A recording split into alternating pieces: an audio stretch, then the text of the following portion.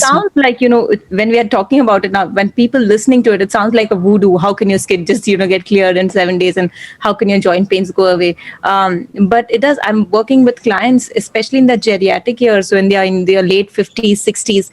One of the clients, which right now, because I just had a consultation with her, I can think of, she's in her mid 50s, and has struggled with, she struggled with migraines for the past 30 years, migraines and vomiting constantly. So every single day since the past 30 years, she's been taking Crocin and Migranol, two medications, every single day for the past 30 years. But still continues to have headaches now and then, and still has vomitings very, very commonly, very often. We've got her off medications in 2 weeks. So no Crocin, no Migranol, and she's not had a single episode of headaches or vomiting, and in just 2 weeks. And when I was speaking to her right now, because the incident just happened, she was literally in tears, and she's like, 30 years of my life, no one told me, not a single doctor told me that eating right could fix your migraines. No one told me, and they put me on medication after medication to solve it. I wish I'd met you back then. 2 weeks, just imagine, your body is so powerful. Your body is so powerful. Just tap into it, eat right, and heal yourself. Don't learn to live with the disease.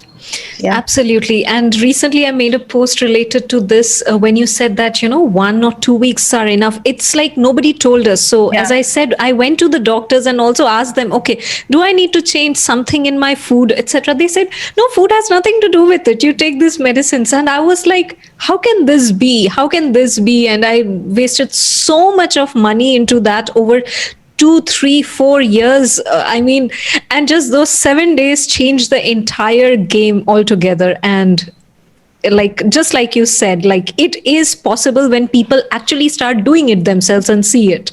Yeah. So that's amazing. And thank you for sharing that, Roshni. So based on this, I also definitely want to ask you one factor, that you are working in a domain where, honestly speaking, the awareness is very less given the kind of population we have. Given the conditioning we have. Yeah. So did you face any kind of challenge or any kind of, heat or anything that happened? Challenges 100%. I say this to people generally, I lose out lakhs of business per month because people are just so scared to transition to a vegan diet. And I don't work with people who are not ready to make the change, because I know I can't heal. I don't know what eggs will do to your body. It'll do bad, but I don't know if you'll get the results you want. So I just upfront, I'm very honest with people, and I lose out a lot of business per month. And people might think, but you're in a niche, so you get a lot of vegan population reaching out. That doesn't happen. But it's okay, because I know ethically, when I go to sleep at night, I know that, what I'm doing is right. I'm not doing anything wrong. So that's a challenge. Other thing with living in India, there are powerful voices. There are nutritionists and there are dietitians out there with really good, powerful voices, who are entertaining and educating people and telling people to have ghee and milk and paneer and, without any scientific background. And I've reached out to them. I've told them, I've messaged them, I've DM'd them, I've shown them the studies. They just block me off social media, or they stop replying to my emails because they don't have any answers.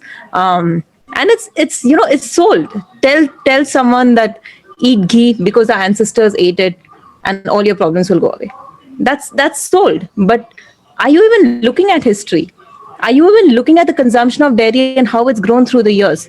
When you look at someone like 100 years back, 50 years back, look at your plate. It was like 5-10% dairy. And look at your plate now, ice creams and like cheese, and all this was not there back then. And there was no processed food during that time, and so much of, physical activity and so many things were there. Exactly. So it was not there. And even from a very, ethical perspective, the way the animals were treated was very, very different. Animals treated, now I'm not even talking about animals being hormonated, because all of them are hormonated. Growth hormones injected into animals increases the production of milk. I'm not even talking about that part. But the living conditions of the animals was bad. The cortisol level, the stress level in the animal is higher. And that, if you're eating that, or if you're eating something that comes out of someone whose cortisol levels are higher, it's going to have an impact on your body. And you don't need it. So, you don't need dairy to survive. You don't need, if you talk to a non-vegetarian, they're going to say, no, but you can't survive without meat. Vegetarians are doing it. You talk to a vegetarian, they're going to say you can't survive without dairy. Look at the vegan populations across the world. Look at the movie Game Changer. There are athletes on a 100% vegan diet who are thriving. They're not surviving. They're thriving. They're doing better. They're living longer. They're performing better. Their speed, their performance, and there's studies to show this. So when you have nutritionists encouraging people, I have a client who's 18-year-old working with some nutritionist for a year who had put on a high dairy diet. 18-year-old child with cholesterol. And it makes me feel so bad. And the explanation, the nutrition, this is someone with a degree of nutrition. Explanation the nutritionist told us, when you're losing weight, your blood gets thicker and that's why you have cholesterol. It's normal. And I was like, I mean, even a layman understands what is wrong. This is not okay. You can't have a client. If you're working with a client, you can't have. So it's really sad to see sometimes social media has given all of us, a voice. And when someone's telling you have paneer before going to sleep, it sounds exciting. Everyone loves paneer. And you want to do that. But that's not right for your body. That's not okay. So that is a challenge I face all the time. And of course, Google. When you have Google, Google's not going to give you a right or a wrong. Google's going to give you right opinions and wrong opinions. So there are websites, there are blogs which say dairy is good for you. So when I'm talking to a client and trying to explain them, and they would send me a random blog, and then I have to. But I love that process because for me, it's educating the client. I honestly do enjoy the process, and I encourage my clients, ask me questions so you learn and you're going to be empowered to follow something. But yeah, no other challenges besides. I love my work, honestly. That is amazing. And since you shared that perspective of, everything is there in the Google and there are something written out there, something not written out there, maybe, how we utilize internet might be the biggest thing we can use for our better advantage of our health and wellness. So because of the advent of internet and Netflix is bringing out such documentaries where people are taking life-threatening situations upon themselves and bringing out what is actually happening. Even the companies are saying this is good because the money is actually going there. So if all the people who are listening this, if you have not watched the Netflix documentaries of the Game Changers, What the Health, A Plastic Ocean, Seaspiracy, please go ahead and watch it. I mean, at least if you don't want to change your lifestyle, which is fine, but at least you will have some more real knowledge and information, at least for, you will have it right hand on your. So Roshni, just like you mentioned that, yes, it is evident because people compared few hundred years back, we used to have ghee and all these things, but people forget that now that quality, purity, and everything has changed. The lifestyle has changed. The processed food, etc., have come into picture, and that is the thing that they are not understanding. So, in this aspect, I would want to ask you that what is the most concerning thing or the funny thing you have come across when dealing with so many people in terms of health and fitness, which actually you come across again and again and again? Yeah. So like you said, things have changed. One thing which has changed drastically is when you look at dairy products, they are high in the female sex hormone estrogen. They have a lot of estrogen because when even a woman who's giving birth, right after she gives birth, the amount of estrogen in the body is higher because she's just given birth to a baby. Yeah. So the estrogen levels are higher. Dairy products have naturally, even if you're not hormonating the animals, which they mostly do, but if you have a cow in your backyard and you're treating it really nicely and you take the milk, which is the cow has to get pregnant to give milk. If you take the milk which the cow gives, it has a lot of estrogen, the female sex hormone.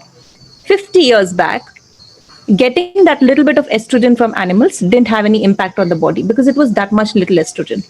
Now we are exposed to estrogen disruptors or hormone disruptors all around our environment. Example, plastic. Plastic has hormone disruptors. So if you're drinking something out of plastic or you're heating plastic in the microwave, then those hormone disruptors get in your food and you're consuming it. So you're getting your hormone disruptors from dairy, you're getting your hormone disruptors from plastic. Things you don't think about. You go into a grocery store, you make a purchase and they give you a receipt. Yeah. That receipt, when you're touching it, that receipt has estrogen disruptors. So if your hand has sweat, which all of our hand has, it has sweat glands. or if you've just used sanitizer, or if you just, washed your hands or something, and you're touching the receipt, you see the black marks on the receipt. Your thumbprint actually comes. When your thumbprint comes, all of that has gone into your skin. You are exposing yourself to estrogen disruptors. There are foods we eat unconsciously which have hormone disruptors. There are foods which will have aspartame, artificial sweeteners, which are there in a lot of food, and we don't read the label of everything. If you read the label, we don't understand the words of what is written. Oligosaccharides, how do you know what it is? We just, and we do this now. It is a common habit once in a week to eat outside. Everyone does, minimum, more, but once in a week minimum we are eating from outside. So you're exposing yourself to estrogen disruptors and hormone disruptors. That plus that plus that plus that throughout the day is adding up. And then we say, why do I have PCOS? PCOS was not there 50 years back. And then we say, why do I have insulin sensitivity? I've tried everything to lose weight. Why is it not going down? Darling, the weight loss is not because you're not working hard enough. You're working really hard. You're eating less. You're doing everything right. It's the hormonal fluctuation in the body which is causing the weight gain.